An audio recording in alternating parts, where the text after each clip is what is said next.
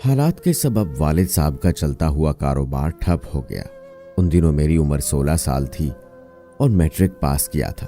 College में दाखिला लेना चाहती थी, लेकिन वालिद साहब के माली हालात दगरगू होने के बायस मुझे तालीम से मुंह मोड़ना पड़ा। उन्हीं दिनों मेरे लिए एक रिश्ता आ गया। दूर के अजीज थे, लड़का दुबई में था। उन लोगों के माली हालात बहुत अच्छे थे। वालिद साहब ने सोचा अगर इस लड़के से जुनैरा का रिश्ता हो जाए तो यकीनन दामाद से मदद लेकर अपना कारोबार दोबारा सेट कर सकूंगा। उन्होंने शाहिद से मिलकर अंदाजा कर लिया कि लड़का ना सिर्फ कमाऊ है बल्कि ये माली मदद भी देने में नहीं हिचकिचाएगा। बस झट रिश्ता कबूल कर लिया और मेरी शादी शाहिद के साथ कर दी। शाहिद बहुत भले मानस थे, गोया वालिद साहब की मुराद बर आई थी। शाहिद ने घूंघट उठाते ही मुझे पसंद कर लिया। बोले खुदा ने मुझ पर खुशियों की बारिश कर दी है। ये उसकी बड़ी नवाजिश है कि तुम जैसी अच्छी दुल्हन मिल गई है। वादा करता हूं उम्र भर तुमको खुश रखूंगा और कभी शिकायत का मौका ना दूंगा। शौहर की मोहब्बत से मेरा दिल मोम हुआ और मैं सच्ची खुशी से हमकिनार हो गई। यहां तक कि तालीम हासिल करने और कॉलेज ना जाने का जो मलाल था वो भी दिल से जाता रहा। 1 माह की छुट्टी पर वो आए थे। शादी के बाद 2 माह पलक झपकते गुजर गए। अब उनको वापस जाना था, चूंकि बगैर पैसे खुशियां नहीं मनाई जा सकती। जी ना चाहता था कि पल भर भी जुदा हूं, मगर जुदा होना पड़ा। उनके जाने से दिल बेहद उदास था। काफी दिनों तक रोकर रात को याद करके सोती और सुबह उनकी याद से बेदार होती। सोचती थी जाने कब ये जुदाई खत्म होगी। जब फोन आता मैं कहती क्यों दूर चले गए। वो जवाब देते मेरे जीवन साथी, घर में खुशहाली की खातिर जुदाई का दुख सहना लाजिम है। पल छिन गिनते दिन, हफ्ते, महीने और फिर साल गुजर गया। जिस रोज उन्होंने बताया कि छुट्टी मिल गई है, अगले हफ्ते पहुंच रहा हूं, वो दिन मेरे लिए ईद की तरह था। आते ही बहुत सा रुपया मेरे नाम जमा करा दिया, जेवरात भी बनवा कर दिए और पूछा बताओ क्या फरमाइश है। तुम्हारी हर फरमाइश पूरी करूंगा। मैंने जवाब दिया मुझे खूबसूरत बंगले की आरजू है। ये घर छोटा और पुराना है। अब जो कमाइएगा इस ख्याल से कि नया घर बनवाना है। मेरी बातें उन्होंने गिरह में बांध ली। उसी दिन से नया घर बनवाने की तदबीरों में लग गए। इधर वालिद साहब को इल्म हो गया कि शाहिद ने काफी रुपया मेरे नाम बैंक में जमा करा दिया है। एक दिन आए और कहने लगे बेटी, अल्लाह ताला का तुम पर खास करम है। तुम खुशहाल घर में हो, अब अपनी खुशियों में हमारे दुखों को मत भुलाना। मैंने पूछा अब्बा जी आप क्या कहना चाहते हैं, साफ कहिए ताकि आपकी बात समझ में आ जाए। मुझे अपने डूबे हुए कारोबार के लिए कुछ रकम चाहिए। जुनैरा अगर 6 माह के लिए दे दो मैं वापस कर दूंगा। मेरा कारोबार संभल जाएगा, वरना फाकों तक नौबत आ जाएगी। कितनी रकम दरकार होगी अब्बा जी। उन्होंने काफी मोटी रकम मांगी। ये भी कहा कि फिलहाल शौहर से जिक्र मत करना, वरना मेरी इज्जत उसकी नजरों में बाकी ना रहेगी। बाप की मोहब्बत से मजबूर होकर मैंने मतलूबा रकम उनको बैंक से निकलवा कर दे दी, इस वादे पर कि वो 6 माह बाद लौटा देंगे। शाहिद ने कहा था कि रकम जिस कदर चाहो खर्च के लिए निकलवा लिया करना।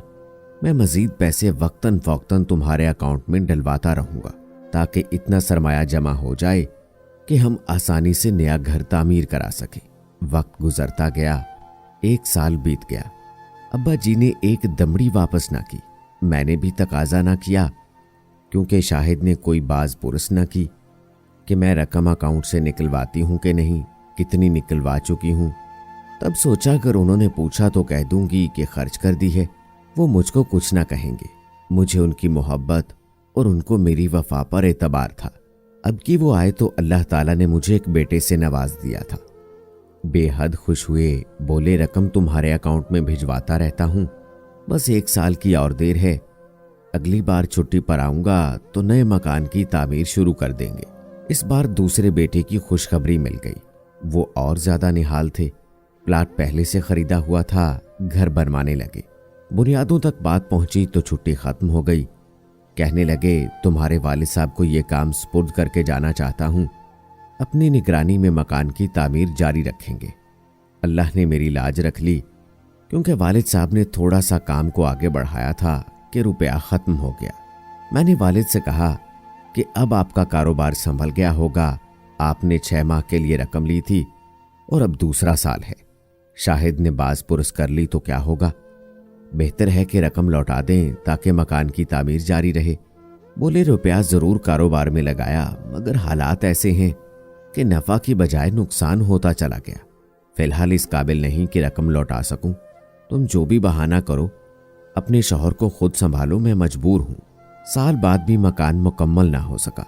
छत तक पहुंचकर काम रुक गया, हालांकि वो मुसलसल रकम भिजवा रहे थे। जब आकर मकान की पोजीशन देखी तो खामोश से हो गए।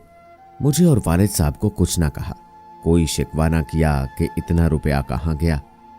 शायद सोचा कि ऐसा रिश्ता है, ससुर भी बाप की जगह होता है, उनसे कैसे हिसाब लूं। खुद मकान को मुकम्मल कराया, लेकिन इस वजह से उन दिनों हाथ तंग हो गया। जमा पूंजी बाकी न रही तो शाहिद कुछ फिक्रमंद से रहने लगे। हमारे 3 बच्चे हो चुके थे। शाहिद अब बच्चों के साथ रहना चाहते थे, घर से दूर ना जाना चाहते थे कि परदेश में अरसा दराज से मेहनत करके थक चुके थे। लेकिन मैंने कहा कि आप परदेश चले जाएं, बच्चों के मुस्तकबिल की खातिर। उनको बड़े होना है, तालीम हासिल करनी है, उसके लिए रुपया दरकार होगा।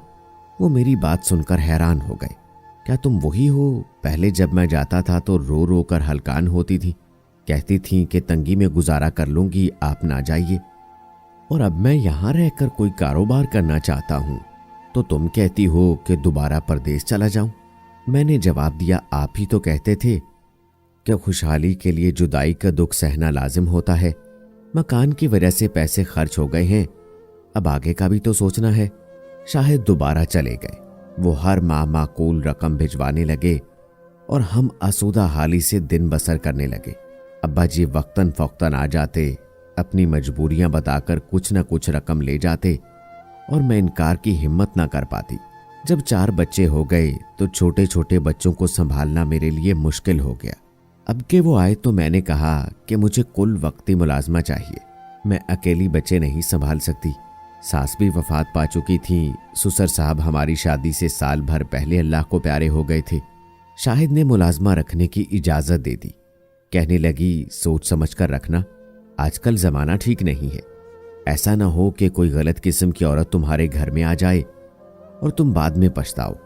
मैंने कई काम करने वाली औरतों से कह रखा था, कोई ऐसी लड़की बताओ जो दिन रात मेरे पास रहे, मैं माकूल तनख्वाह दूंगी। मेरे पास एक औरत आया करती थी जो घर की सफाई और बर्तन धोकर चली जाती थी।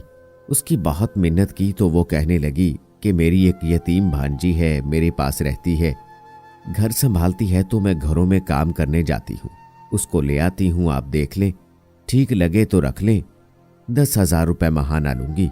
ये तनख्वाह बहुत ज्यादा थी, लेकिन मैं मजबूर थी। यके बाद दीगरे बच्चे चारों ऊपर तले के थे और उन सबको संभालना अकेली के बस की बात न रही थी। कौसर भांजी को ले आई। ये 16-17 बरस की निहायत हसीन दोशीज़ा थी। उसके हुस्न की क्या तारीफ करूं। सोच कर रह गई कि अल्लाह ने हुस्न की दौलत के साथ गुर्बत ऐसी दी कि 2 वक्त पेट भर रोटी उनको मुयस्सर नहीं। लड़की से 1-2 दिन काम कराया, बहुत सुघड़ और समझदार थी। मैंने उसे रख लिया। नाम कलसूम था। मुझे बेहद अच्छी लगी। शाहिद की छुट्टी खत्म हो गई, वो वापस चले गए। अब कलसूम के आने से मेरा दिल घर में खूब लगता। वो ढेर सारा काम करती और मेरे बच्चों से बातें करती। वो भी उससे बहल गए तो मुझे भी आराम मिला। अब ये हालत हो गई कि कलसूम के बगैर मैं रह सकती थी और न बच्चे। अगर वो 1 दिन की छुट्टी मांगती तो मैं परेशान हो जाती। साल भर उसने मुझको सगी बहनों से बढ़कर सुकून दिया। बच्चे इस कदर कुलसूम से हिल गए थे कि 1 मिनट को उसे ना छोड़ते। दोनों बड़े उसी के पास सोते थे। शाहिद को 1 माह की छुट्टी मिली, वो आ गए। घर को सलीके से सजा हुआ, साफ सुथरा और मुझे पुरसुकून पाकर खुश हुए। कहने लगे, चलो अच्छा हुआ, तुमको तुम्हारी मर्जी की मुलाजमा मिल गई है, अब तुम्हारी सेहत भी अच्छी हो गई है। उन्हीं दिनों मैके से एक रिश्तेदार की शादी का दावतनामा आया। मेरे मामू के बेटे की शादी थी, जाना जरूरी था। शाहिद शादी वाले दिन वहां छोड़कर आ गए कि जब वापस आना हो फोन कर देना, मैं लेने आ जाऊंगा। शादी वाला घर ज्यादा दूर ना था। 2-3 घंटे गुजरे थे कि बच्चों ने तंग करना शुरू कर दिया। दोनों बड़े लड़कों को घर पर कुलसूम के पास छोड़कर आ गई, जबकि छोटे दोनों साथ आए थे। बच्चे इसरार करने लगे, घर चलो, हमको नींद आ रही है। शादी वाले घर में काफी मेहमान थे और बच्चों को सुलाने की मुनासिब जगह न थी। शाहिद को फोन मिलाया तो ना मिला। तभी सोचा कि घर करीब है, खुद चली जाती हूँ। बच्चों को लेकर घर चल दी। दरवाजे पर पहुंचकर बैल दी, दरवाजा ना खुला तो हमने जोर जोर से दरवाजे को पीटा। तब शाहिद घबराए हुए आए और बोले, खुद क्यों आ गई? मेरे आने का भी इंतजार ना किया। बच्चे तंग कर रहे थे, इनको नींद आ रही थी, तभी आ गई। आपने फोन क्यों बंद कर रखा है? बोले, फोन किसी वजह से मिला नहीं होगा, मैंने तो बंद नहीं किया। खैर मैं उजलत में ड्रेसिंग रूम में चली गई कि भारी कपड़े पहने थी। मैंने कहा, शाहिद आप बच्चों को इनके कमरे में ले जाकर सुलाएं, तब तक मैं लिबास तब्दील करके आती हूँ। ऊपर की मंजिल में कपड़े तब्दील करके मैं ड्रेसिंग रूम से बाहर निकली और बालकनी से झांका तो ये देखकर हैरान रह गई कि हमारी मुलाजमा कुलसूम मेरे शौहर के बेडरूम से निकलकर मेरे बड़े दोनों बच्चों की ख्वाबगाह में जा रही है। ये मंजर मैंने अचानक ऊपर से देख लिया था।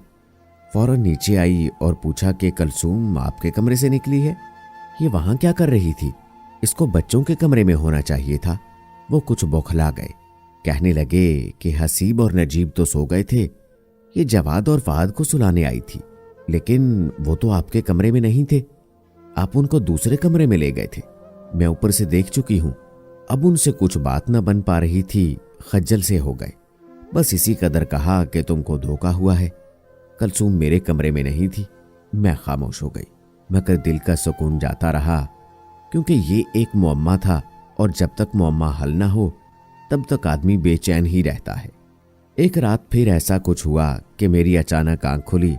शाहिद अपने बिस्तर पर न थे। मैं उठकर बैठ गई। चैन न आया तो सारे घर में देखा, वो कहीं ना थे।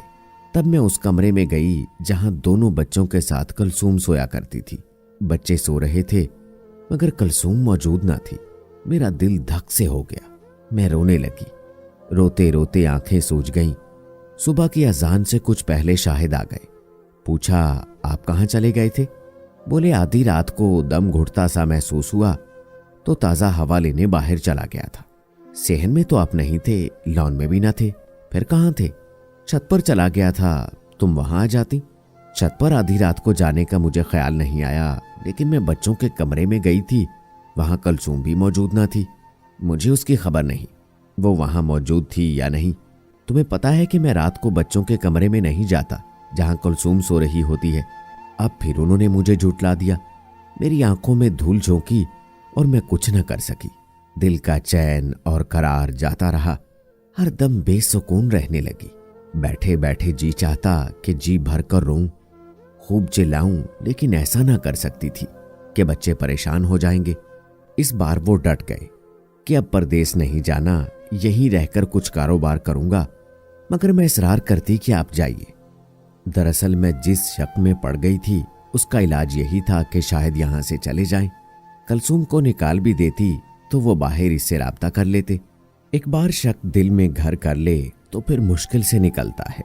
अब मैं चाहती थी कि वो हर सूरत चले जाएं, यहां ना रहें, वरना शक मुझे दीमक की तरह चाट जाएगा कि वो चोरी छुपे कुलसूम से राब्ते में है। मेरा सुकून बर्बाद रहेगा। शौहर से दूरी आ चुकी थी, उनसे जी उचाट रहने लगा। ये दूरी रोज बरोज बढ़ती जाती थी। मैंने शौहर की परवाह करनी छोड़ दी। जब मेरी ऐसी कैफियत देखी, शाहिद ने दुबई जाने की तैयारी बांध ली। अब मैंने सुकून का सांस लिया। वो बाकायदगी से रुपया भेज रहे थे और हमारे घर पहले जैसी खुशहाली आ गई थी। लेकिन मेरा दिल कुलसूम की तरफ से साफ ना रहा। एक रोज किसी मामूली बात पर बेइज्जती करके मैंने उसकी छुट्टी कर दी और एक दूसरी उम्र रसीदा औरत का इंतजाम कर लिया। इसके बाद मुझे नहीं मालूम कि कुलसूम का क्या बना। मुझे 2 साल बाद मालूम हुआ कि शाहिद ने दूसरी शादी कर ली है और उस बीवी को दुबई ले गए हैं। किससे शादी की है ये बात अलबत्ता अभी तक राज ही थी। दूसरी शादी के बारे में उनके एक दोस्त की बीवी ने मुझे बताया, जो कुछ अरसे के लिए अपने शौहर के पास दुबई गई थी। मैंने शाहिद को फोन किया कि सच बताओ, क्या ये सही है कि तुमने दूसरी शादी कर ली है?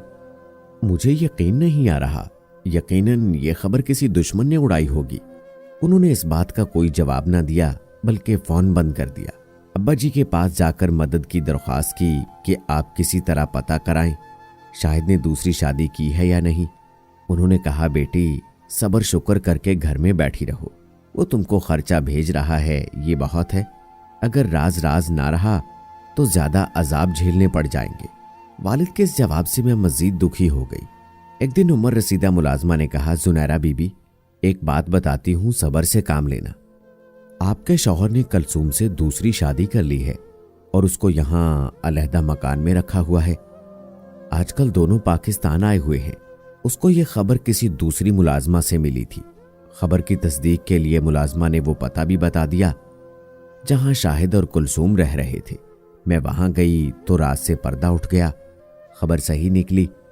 अपनी आंखों पर यकीन न आया। वालिद साहब ने सही कहा था कि रात से पर्दा उठ गया तो अजाब ज्यादा बढ़ जाएंगे। मैंने कुलसूम को गालियां दी, जूते से मारा तो कहने लगी, आने तो शाहिद को, उसको कहूंगी कि तुम्हारी बीवी बदचलन और आवारा है, तब वो तुमको तलाक दे देगा, फिर तुम रहोगी और न तुम्हारे ठाट बाट रहेंगे। मैं समझी कि वो ऐसे ही बक रही है। 4 बच्चों की मां को तलाक दिलवाना आसान न था। असल किस्सा ये हुआ कि जब मुलाजमा ने बताया कि फलां जगह कुलसूम और शाहिद रहते हैं तो वो पता और जगह मैं अकेले ढूंढने से कासिर थी। तभी मैंने मोहल्ले के एक दुकानदार से दरख्वास्त की कि वो मेरे साथ चले। मैं उसे भाई कहती थी। मेरी इल्तिजा पर वो बेचारा साथ हो लिया। तभी कुलसूम ने शाहिद को कहा कि जुनैरा मसूद दुकानदार के साथ घूमती फिरती है। शाहिद घर आए और पूछा कि क्या तुम मसूद दुकानदार के साथ कहीं गई थी। मैंने खौफ से इनकार कर दिया कि मैं कभी उसके साथ कहीं नहीं गई।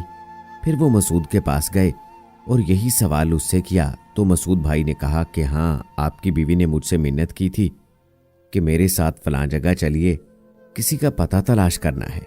मैं उनको बहन की तरह समझता हूँ। उनके मिन्नत करने पर साथ चला गया। शाहिद ने उसको तो कुछ न कहा, मगर घर आकर कहा कि तुमने झूठ बोला, जबकि तुम एक गैर आदमी के साथ घूमती फिरती हो।